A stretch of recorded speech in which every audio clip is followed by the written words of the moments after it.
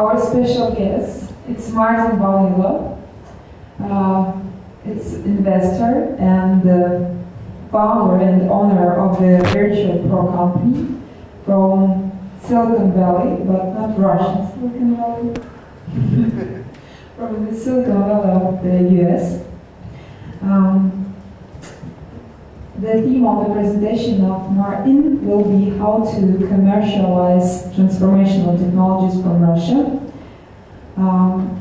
Я хочу представить вам Мартина Валилова, инвестора, основателя и владельца компании Virtual Pro из Силиконовой долины, штата Калифорния.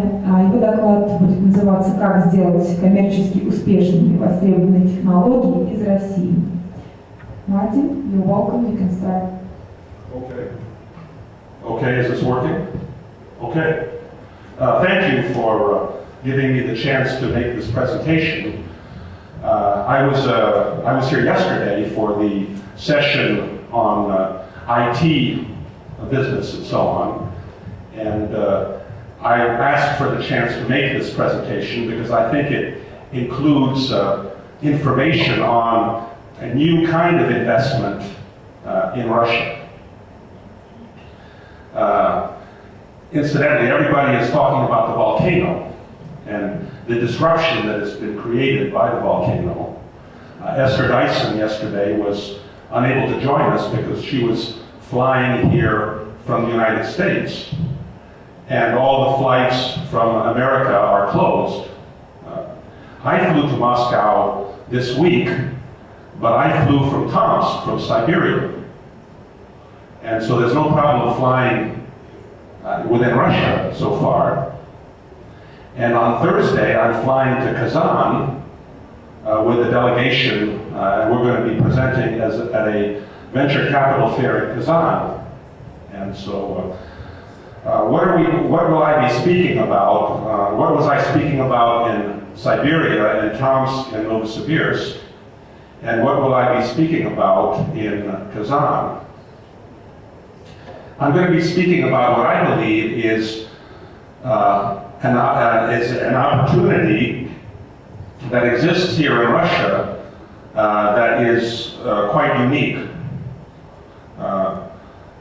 The title of my talk, which you see is both in English and in Russian, How to Commercialize Transformational Technologies from Russia. Okay. Well, why is this interesting? If you look at Russian history, until recently, Russia was a closed society, closed.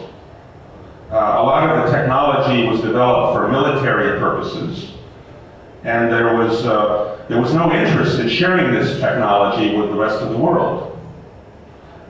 Today, Russia is open for business, but commercializing technology is a complicated business anywhere in the world. And when you have a closed society, particularly the Russian society, which put a lot of resource into research and development in places like Siberia, there's the potential to find truly new ideas, transformational ideas. So this is the next slide here. Okay, I'm sorry that I interrupted. You can just turn I just pushed the button. Which button? This button. Okay. So, the first question. So, this presentation and this business model is strictly for what I call transformational technologies. So, you have to ask yourself these questions. Is your technology transformational? By transformational, I mean it has to be superior to what exists in the rest of the world.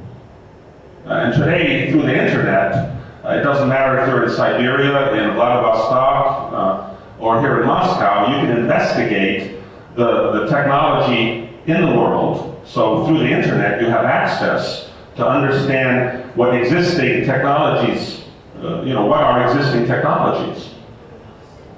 So you have to investigate existing technologies, and if you are convinced or you believe that you have a technology that is superior, And how do you ask yourself a question? You have to know the competition, okay, and you have to explain to yourself first, how is your technology superior, because you're going to have to explain this to other people. If you can answer this question positively, then you can take the next steps that I'm about to discuss. Now, Russia is a big country. It's the biggest country in the world, geographically still, but it represents a very small part of the market for high technology. In fact, more than 95% of the market for technology, for new technology, is outside of Russia. And as I pointed out in the panel yesterday, the first thing you have to do before you enter this world is you have to protect your interest. If you're the inventor, and here I'm talking to inventors, that is to say, the owners of the technology, okay, they have to protect their interest before they enter the global market. What mechanism exists for protecting technology? Patents.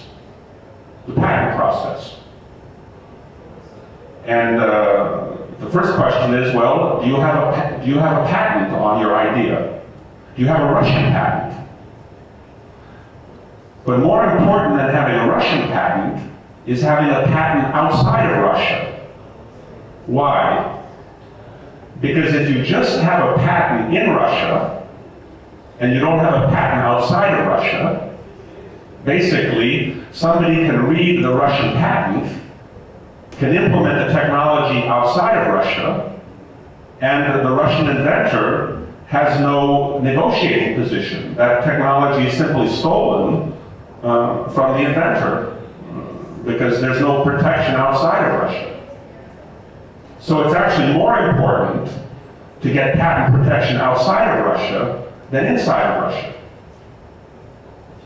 In fact, if you take out a Russian patent, you lose the right to get an international patent after 1 year. So within 1 year of filing the Russian patent, you have to file an international patent to protect the idea outside of Russia. There's also a difference between the structure of Russian patents and Western patents. Russian patents are basically like engineering documents. They describe how to build something or how to make something. Western patents are focused on claims, very broad claims.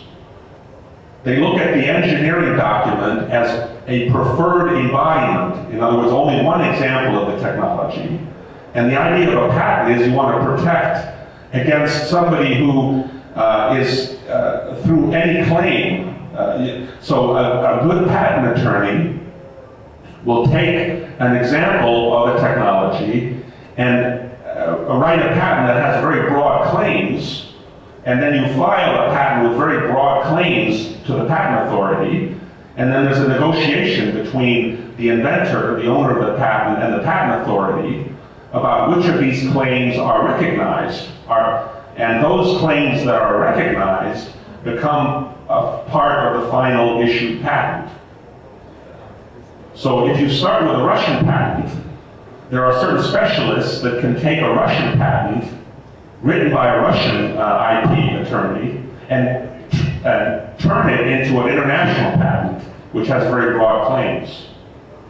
And in this transfer process, Finland is very interesting because I'm going to get to speaking about Finland in a moment, because Finland, as your neighbor, knows Russia quite well, and Finland knows the Western market very well. So Finland is in a very good position to act as the middleman between Russia and the outside world.